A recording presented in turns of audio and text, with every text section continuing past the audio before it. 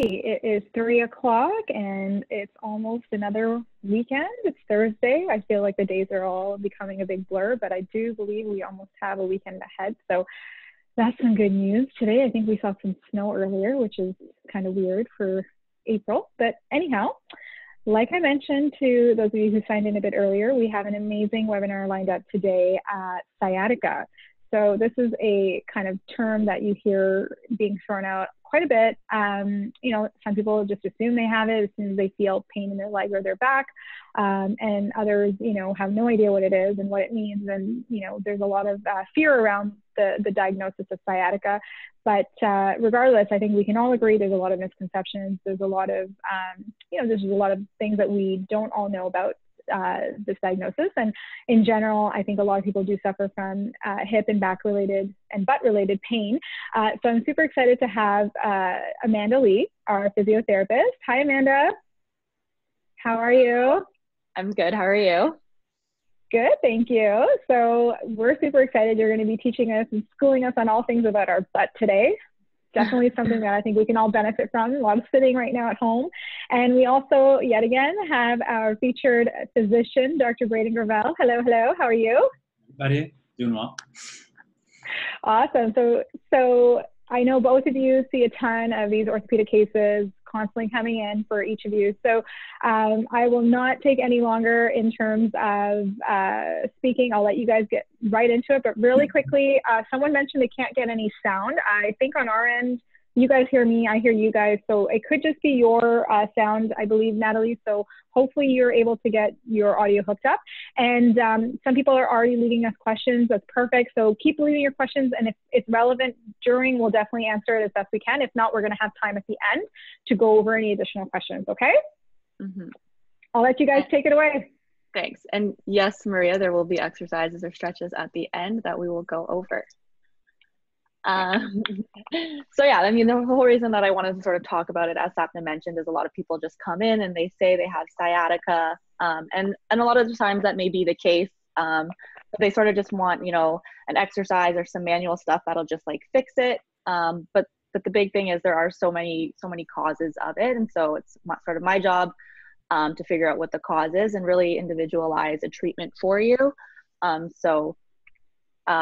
As we sort of get started today, we'll be talking about what sciatica is, some of the anatomy behind it, some of the signs and symptoms that I see most commonly, 4 or 5 different causes that sort of come up the most, and then lastly, just getting into some of those exercises.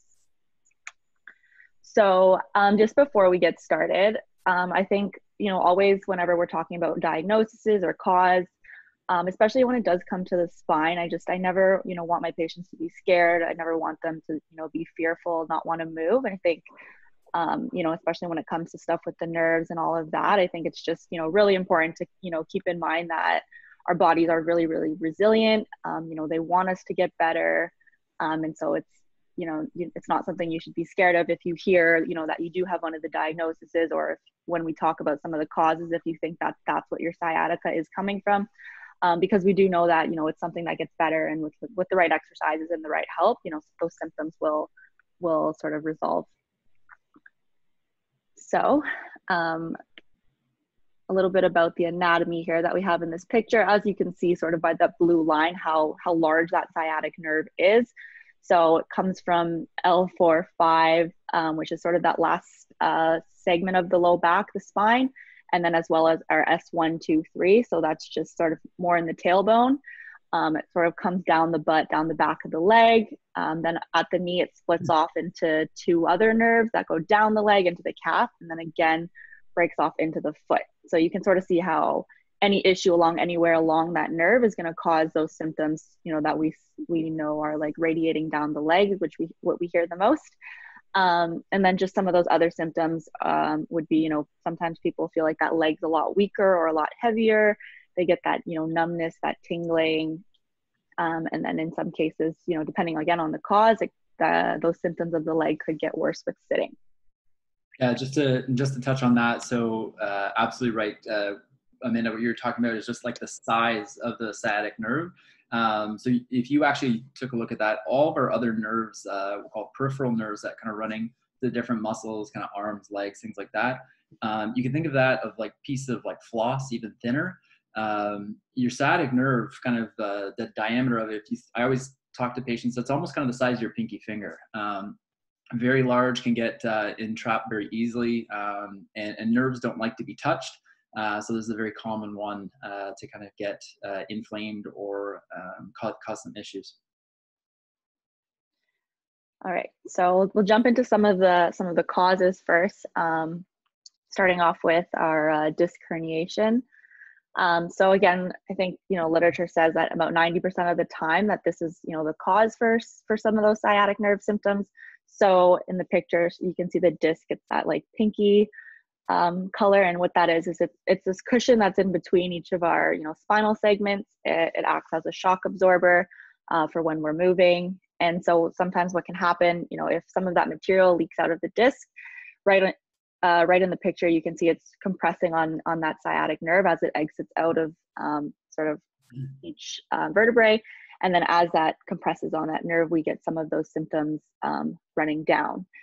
And, as it obviously looks like this stuff's, coming out, like I said before, our bodies are really able to, get better. And so that disc material can get reabsorbed and, go back to where it belongs. And then, our symptoms can get relieved. So a lot of our treatment sort of focuses on, relieving of that pressure off of the nerve in that sense there. Yeah. So for that disc, a lot of people don't really understand like what a disc is made of. As you were saying, so a disc basically is just that kind of cushioning between the two bones. To orient people, Jocelyn, if you want to kind of like circle the top, yeah, right around there. So the kind of the right hand side, that's the front or kind of anterior aspect, and kind of the left hand side, that's going to be the posterior aspect of it. So your disc wants to herniate, basically coming out towards where it kind of says there's this herniation there.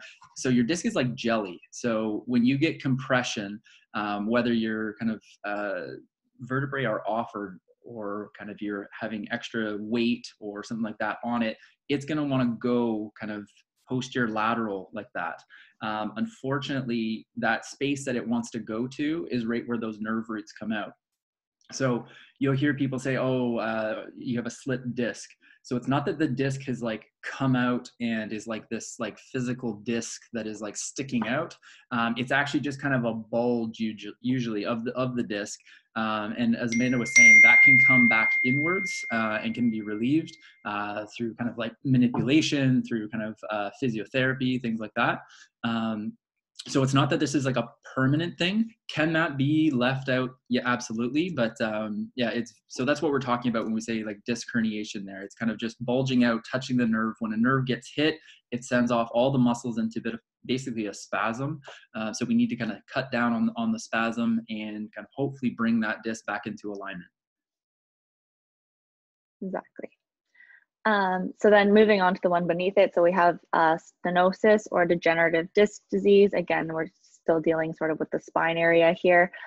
So with stenosis, that sort of circle that's above the disc, so the disc is in that pink color, then the blue around it, and then that circle there is actually where our spinal cord fits through. And so over time, just with aging, sometimes there could be some just natural sort of wear and tear of that spine area. And then when there's not enough room, again, that sort of can cause compression through some of the nerves. And then with disc degeneration, just the size of, the disc in between each of those, each of the spine, again, can get smaller. And again, anytime there's not enough room for that nerve or there's any compression going on there, that's when we're going to get those sciatic symptoms. Do you want me to kind of jump in for a second? Jump in. So this is another example of, again, nerves don't want to be touched. So when the nerves are kind of coming out and that bottom picture where you see kind of degeneration and then normal. So instead of this point of like above where the disc is bulging out and touching, what we're looking for there is actually the two vertebrae above and below. You can get basically small kind of spurs, things like that. So the spur plus then the height degeneration that's occurring. Now you're kind of getting a narrowing of that nice opening that allows the nerves to kind of come out of that area. Again, touching on that nerve, then causing different things like muscle problems, spasming, pain, that type of thing. So then our third case here, we have spondylolisthesis. I would say this is probably a lot less common than the other two.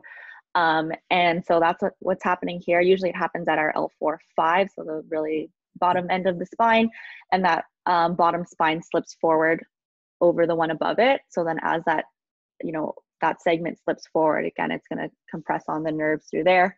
But yeah, like not very common. I think it's more of a younger population, like gymnasts, people who do a lot of extension, where we see that one. And then, did you have anything to add to that, Dr. Cabral? Yeah, I think absolutely right. Just with this one too.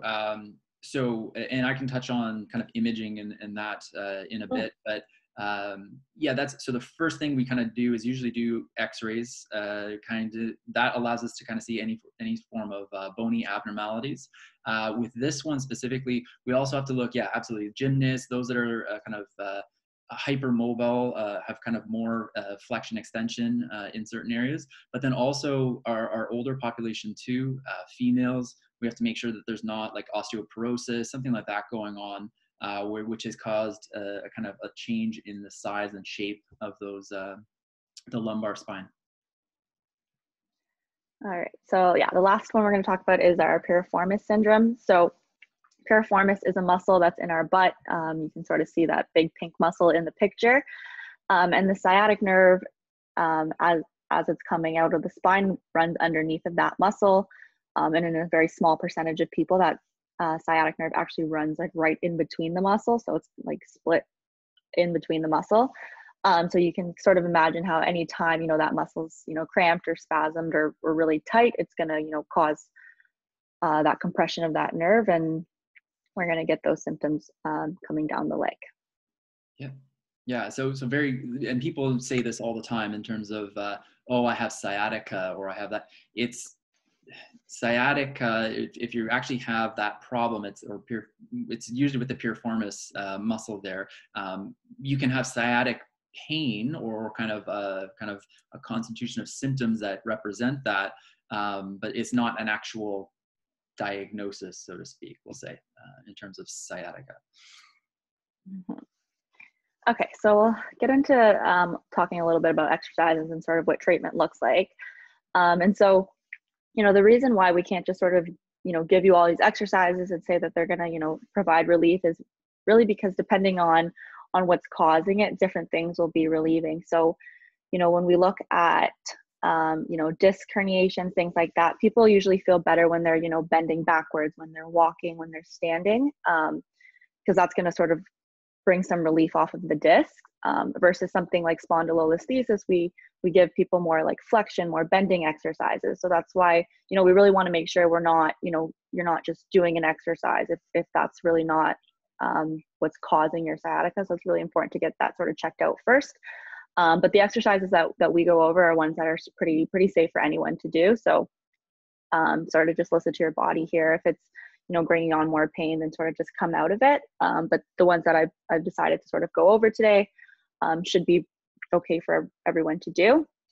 So the first things that we're going to get into is some nerve flossing. So whenever we get, any irritation of that sciatic nerve, things around it are going to try to protect it, are going to tighten up. So what we really want to do is we want to get that nerve just moving. You saw how long it is. We want that whole nerve to just move through that space, so that it, decreases its sensitivity, just kind of gets back used to moving, and provide some relief there. So this can be done in lying, sitting, standing. I like doing it in lying down on your back the most, but we'll sort of go over lying down on your back, and then we'll also go over how to do it in sitting for people who don't tolerate being on their back very well. So you're going to come all the way onto your back, and then you want to use your hands. So I have my right leg bent to 90 degrees. Some people who can't, get up there with their hands, you can use a towel to sort of pull your thigh into your chest. And then you're just going to relax your head. And from here, you want to straighten your knee as much as you can, bring your toes towards you, and then come back down. And you just want to... Those people, don't be discouraged if you can't, especially males are typical for basically tightness in the hamstrings, which are basically the muscles that are running in behind there. Amanda obviously does not have that issue. You want to make sure, like, if you are starting out, you may feel kind of quite a bit of burning sensation, things like that, if you've not really done any stretching or are quite tight. Really common. You can lengthen out kind of a nerve and everything. It'll take some time, no different than a muscle though. So perfectly fine to feel a little bit of kind of quote unquote pain, but just kind of go to that point of a little bit of discomfort, and kind of follow along with kind of what Amanda's showing you here. Yeah, like I always like get my patients to really push themselves, maybe do more reps. But when it comes to nerves, it's not something it's already irritated. So this isn't something that you want to do, a million reps of. If, after 5 or 6, it's starting to hurt, and then we'll stop there. This is just one of those exercises that we really don't push too much. Exactly. So then in sitting, again, sort of just supporting underneath of that leg that's involved. And then this time we're going to sort of incorporate our head with the movement. So as we straighten our leg, we're going to look up towards the ceiling, bring our toes towards us, and then we're going to bring that leg back down and look down.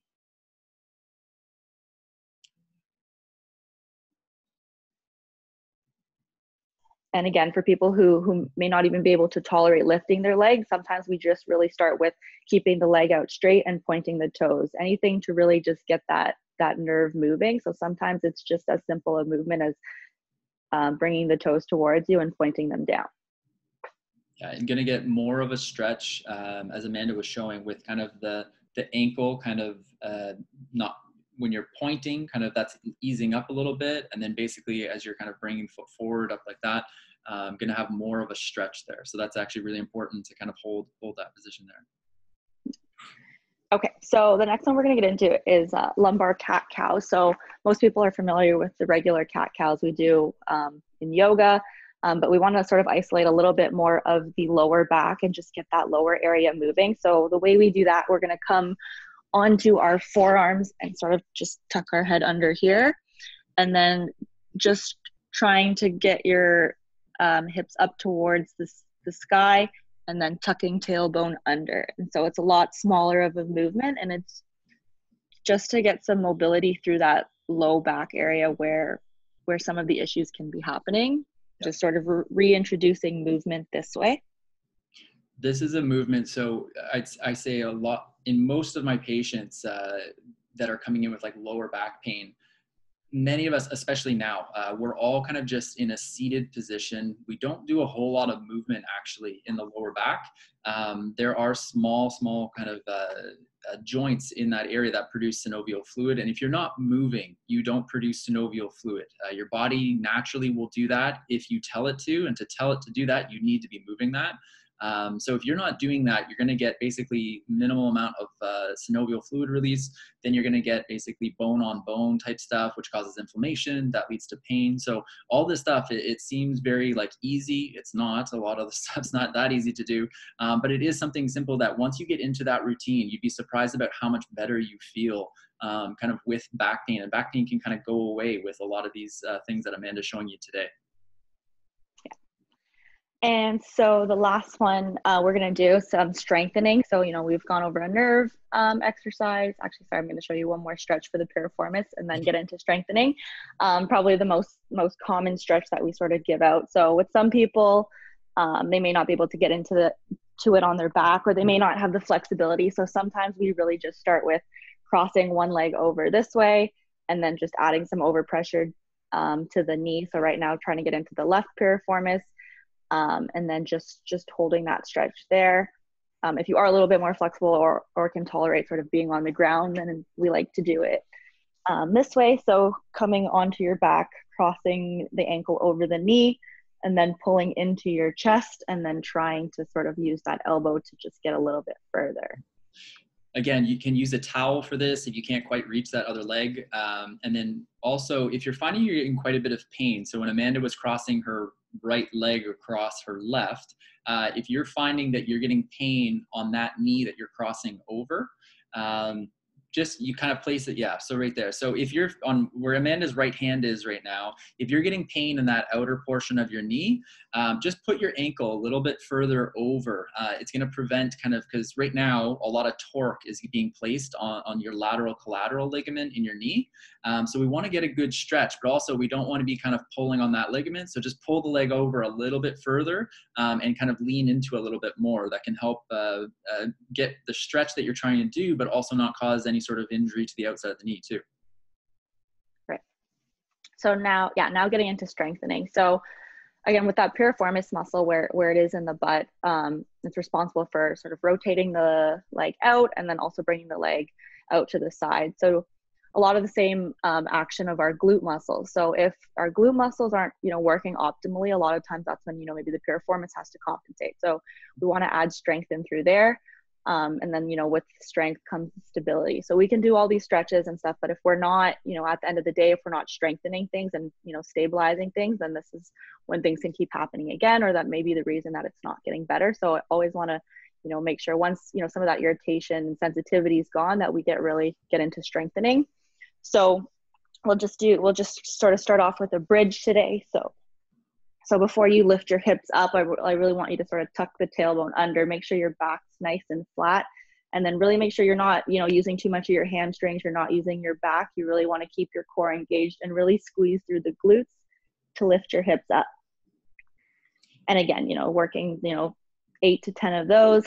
And then as, you get better with those, then that's when you can sort of focus more on the leg that's bothering you and just doing the one leg. These are awesome strengthening exercises. Anybody can really do them. Again, what Amanda was saying, so if we're just kind of, movement is one thing, but then strengthening, as we're walking, we're having little micro movements in the pelvis, the lower back. And again, if we haven't been moving kind of specific areas like your lower back, you're not getting that good release or kind of production of synovial fluid. And in addition to that, if your joints are, so to speak, dry and don't have synovial fluid there, then you have these little micro kind of movements because we're weak. And so your pelvis is kind of tilting back and forth because you don't have that stability. That's going to lead to furthering of kind of pain, inflammation. So all the things that we're doing today that Amanda's showing you is basically going to remove those things from happening. Yeah.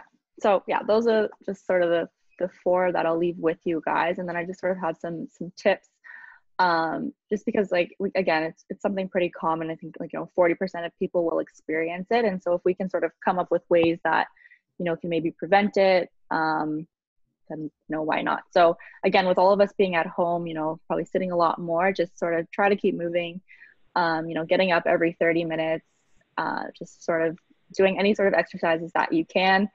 And then some more specific exercises to focus on, again, with the core strength. So we know our core has a lot to do with low back pain. So, we can strengthen the core, take some of the work off the back, and hopefully prevent sciatica that way. Again, sort of the glute strengthening, like I mentioned, we don't want that, piriformis muscle to take over. And then, I'm always talking about hip mobility. So important. And then just moving up the spine so the thoracic spine is the area above the low back. And if that's not moving properly, then again, our low back has to do a lot more work. So we really just want, the whole body moving optimally so that something like this doesn't happen. And I'm just going to, because I forgot to mention them after the previous slide there. So in terms of imaging and things like that, like anything, we want to make sure that although we're going over sciatic type pain, lower back pain, that's kind of the umbrella of many different things that could be causing, Amanda touched on quite a few of them today, but you want to make sure that you have a good idea and of what exactly is causing this, because although a lot of these have similar types of management plans and everything, we want to make sure that we're doing the right thing, and we don't want to be worsening something. And there's a few things in there that you could potentially be worsening something. So getting at least kind of starting off with x-rays, things like that, to make sure that you don't have a bony abnormality that we're potentially worsening with certain movements or anything. So that would be the first kind of step. in diagnosis would be doing a physical exam. Things like a straight leg raise, things like that can tell me just whether there's numbness, tingling, pain, because those are all different fiber types and different kind of areas of where stuff could be coming from. Also would be assessing kind of for weakness, so strength, things like that. And then as I was saying, you would lead off or start off with at least x-ray kind of pelvis and lumbar spine. That only allows us to see, though, kind of bony abnormalities, maybe kind of alignment, things like that. Your next step, if need be, not always necessary, but would be an MRI. So MRI is going to look at both, it does show the bones, but it will also show us the soft tissue, which in this case, as you were seeing in Amanda's slides there, we need to see kind of the surrounding structures, the ligaments, the tendons, the nerves. You very easily can see on MRI a disc protrusion or a disc bulge, especially if it's kind of left out there, or if there's some sort of like tear in some of the tendons. So very kind of good assessments can be made off of the MRI. There are some circumstances that require a CT. CT, though, there's a lot of radiation involved with a CT, so we have to be always cognizant of the exposing patients to radiation. And so if it's not necessary, then we will not do that. Again, going back to the MRI giving us most of our information, but again, there are certain circumstances where a CT is indicated. Awesome. Yeah. And in terms of, okay, so you guys covered awesome information. I think a lot of the things that was brought up in the questions that we got here were sort of touched on already, but let's ask a couple more. So one person is asking a very good question. In terms of chairs, like everyone's working from home right now, and some people are working at like their dining table chair, some people are working on their couch, some people are working in bed. What do you recommend? Is there a certain desk chair, or in general, like if someone doesn't even have the option right now to invest in a desk chair, how can we make it more supportive? Like how can we make a chair ideal for someone with back pain or sciatica right now? So like the big thing I would say is if you are sitting, I mean, one thing I tell like all of my patients is don't cross your legs. That's, again, going to cause a lot of tightness on the side that's crossed over. So ideally, we always want sort of to be in that 90 degrees. You want both of your feet supported on the ground. And then, yeah, I mean, if you are going to be sitting, then trying to take those, 30-minute breaks. Yeah, don't have him sort of sitting on the sofa or in bed.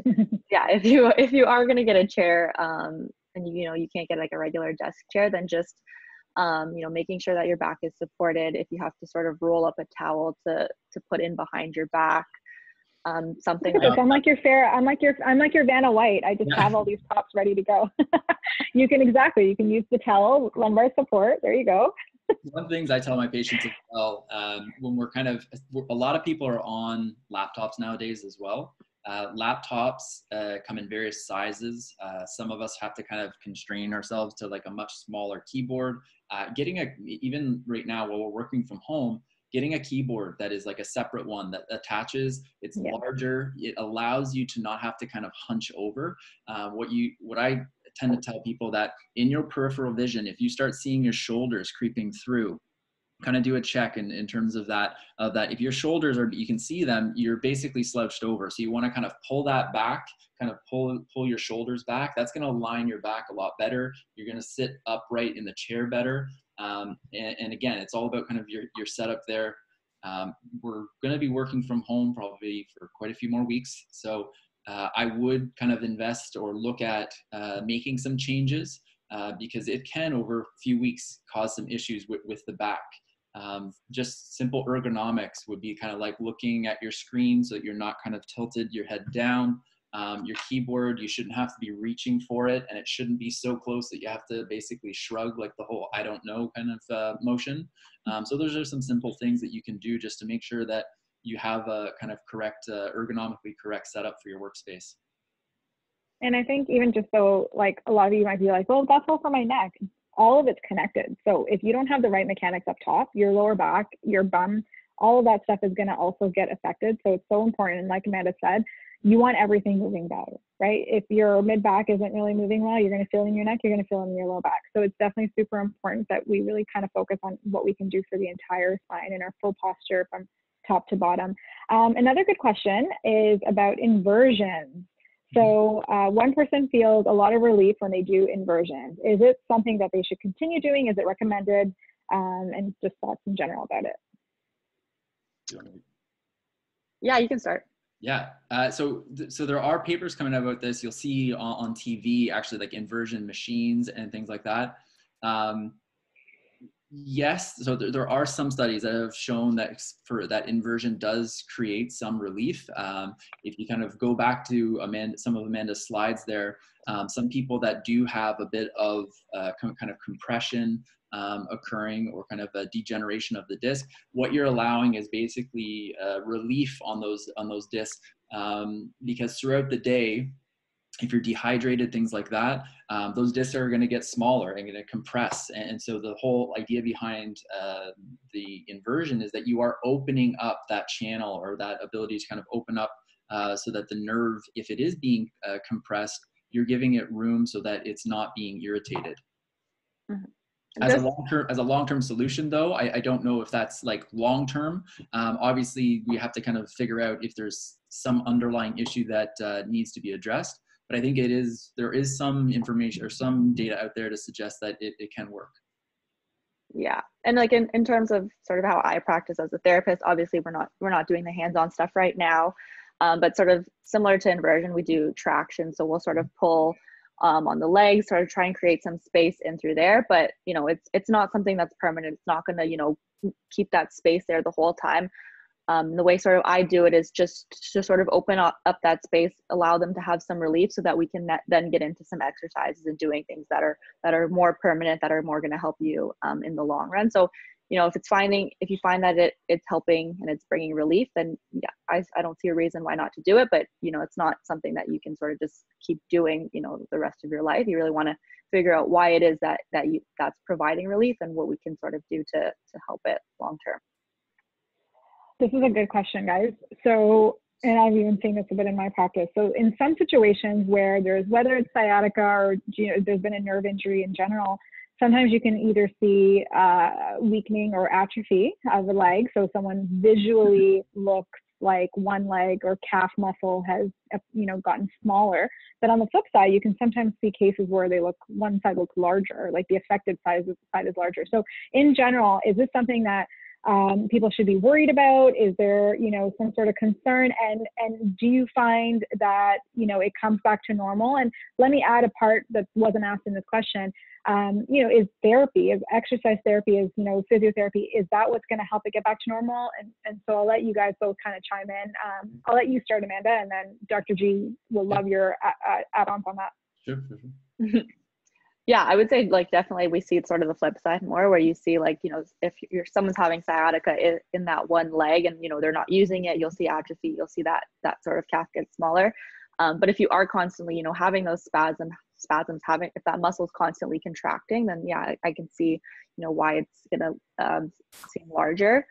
But again, I mean, it's also sort of figuring out what's the reason that your calf keeps going into spasm. And I think, I think I know where Sapna is going and where she wants, Dr. Gravel to get into. I think that's something that may need to be addressed first before we sort of get into, the physio aspect of it. Yeah.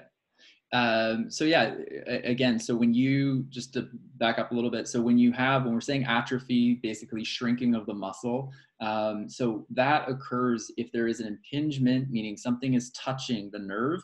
So nerves are just like kind of the electrical wires that conduct the signal. If that signal is not going to a muscle, the muscle over time, it will basically get smaller. You're going to lose kind of protein synthesis that's going to occur there, which is going to cause it to kind of shrink up. So again, if you were just to try and strengthen that, that's not really going to solve the issue. We need to kind of go further back, kind of look at, is there an impingement or an obstruction kind of where the nerve is kind of coming out, or is it even kind of higher up than that? Is it within the spine itself? As we were showing, kind of you could have a bone spur or something like that actually kind of closer to where the nerve is exiting from the spinal cord itself. That's where SAPNA would be amazing to kind of come in there and do some adjustments and everything. So yeah, it's determining where that issue is, and actually with a full exam. That's why nerve exams take a long time to do, because you're testing things like sensory, you're testing strength, and even within sensory, there's like fine touch and kind of gross touch. So there's a difference there, and so we use those to clue us in addition to kind of the imaging, to figure out where the problem is, and then we kind of start down that path of how to fix that problem. Okay. Oh, sorry. Yeah. I was just going to say, in terms of like, if her calf's constantly like spasming, is there anything that you would prescribe her, like medication wise? I gotcha. So first, also spasms in the calf. If it's bilateral, you got to think, are we dehydrated? I think one of the biggest things is dehydration. If muscles are dehydrated, and overall our bodies are dehydrated, the first place that we go with that, the first areas that we see is usually the calves. We see kind of, you'll see in the morning, a lot of people that get dehydrated, their toes will cramp up and everything. So that's a key thing to think about first. But to go with that, if there was like a spasm, what we generally need to do is look at kind of getting a medication on board that basically stops that, because in general, that will not subside, that won't stop unless we have a medication to kind of assist. So in terms of a management plan, we kind of get Amanda on board to kind of help out, also SAPNA as well to kind of adjust if we need to. But in order to kind of, in that interim, we need to kind of help that patient stop with the muscle spasm, stop with everything. And that's usually with something like a methylcarbamol, which is the main ingredient in like Robaxacet. Things like baclofen we use, plenty of different medications that we can use that are all basically muscle relaxants. We also use that if there's kind of spasms, because often low back and then also cervical spine are up in the neck. We need to kind of stop that spasming, bring down the inflammation. So we usually will add on, in addition to that, things like naproxen, which is Aleve, or ibuprofen, and that's like your just over-the-counter Advil. Awesome. Okay, one last question, guys, and let's make it, this is a quick one, and I'll let just one of you answer it. We talked so much about what exercise to do if you have sciatica or sciatica-associated type condition. What are the exercises that you should not be doing? Go. So I mean, yeah, if in terms of the question about the herniated disc, we find like 90% of the time that flexion makes it worse, and extension makes it feel better. So anything prolonged bending, not to say don't bend down, don't pick things up, but you just don't want to spend a lot of time stooped over. You don't want to spend a lot of time like try to pick something up twisted. So those sort of bending and twisting movements with the herniated discs are sort of the ones that we try, until things subside, until we can really work on strengthening you in that position. We try to sort of, avoid them for a little bit. Awesome. Okay, so I know a lot of you guys are, feeling these aches or feeling these pains, and sometimes it's going down your leg and sometimes it's not. And hopefully now you guys have some clarity as to what's more serious and what just in general needs management. But I think from what you've gathered from today's conversation is that, you shouldn't let your back pain linger. You shouldn't, especially if you're starting to get leg-related pain, get it addressed. Amanda honestly is brilliant. If you have any questions, or if you even just want to kind of get an idea as to how she can help you right now, given the current climate and landscape, she does have, I think we go to the next slide, she does have virtual appointments. And so what you can do is you can actually book a complimentary meet and greet with her, even if it's just over the phone. You want to ask her some questions. You know, it doesn't necessarily have to be through a video conferencing. So definitely don't feel hesitant. You can also email her. We will be giving her contact email at the end of, after when we send you guys the recording. Someone did ask if they can pass it on. Any attendee or registrant today will get a copy of today's presentation and the exercises. So, but you know, definitely if you're having someone that's having pain, you know, get Amanda to answer any of those questions you might have. If you have specific questions that are a little bit maybe more medical related to your back pain, please call and book an appointment and ask to speak to Dr. G. He is a sports like wizard. This guy knows all his stuff about mechanical and MSK related pains, and is really, really great about navigating, you know, your options, especially during COVID. I think a lot of us are just, you know, starting to realize it, and we're all starting to feel it. The first little bit, we thought, oh, 2 weeks, you know, I can manage without my care provider. I'll be fine. It's kind of nice if I get to work from home. But the reality is we're in week 5. Next week is week 6. So don't put your health on hold. I think that's the biggest thing. You know, the messaging that we keep trying to get across, we kind of knew and anticipated this break was going to be a lot longer than 2 weeks, which is why we kind of got these webinars going right away. We wanted to educate you guys and give you the content so that you could really kind of figure out your health needs ahead of time. And so we're really fortunate that, you know, this community has been really supportive. So like I said, if you guys have any questions, please don't hesitate to reach out to us. We are available by phone, by email. And I know you guys are always asking what our upcoming webinars are. Oh yeah, by phone or email. Thank you, Jocelyn. Upcoming webinars. So tomorrow, if you're figuring out how to learn how to strengthen your lung capacity, how to breathe, Andrea is going to be going through a little boot camp. It's kind of like a breathing, diaphragmatic breathing type boot camp, along with some yoga-like movements and strategies. So definitely a great way to end the week. So definitely tune in and register if you haven't already. And on Monday, we have an amazing webinar lined up with another physiotherapist, Emily, who's going to be figuring out or helping you figure out what to do with your knee pain when exercising. So again, all these things are also connected and also linked. And, you know, we definitely want to keep giving you all the resources that you need. But if you have any questions or if you have any conditions, don't wait. Virtual therapy is super successful. It's covered by insurance plans. So it's definitely worthwhile right now to get the help that you need. And, you know, you'd be surprised, Amanda, all of us, like we are seeing great results from virtual therapy, and we're giving you guys a lot of support and relief right now. So definitely utilize us. We're here to help. And until tomorrow, thank you everyone once again for tuning in. And if you have any other questions, definitely shoot us all a phone call or an email, and we'll be happy to help you. Thank you, Dr. G. Thank you, Amanda. This was great. Again, wonderful presentation, and I'll chat with you guys soon. See ya. Bye, guys. Bye. Bye. Bye.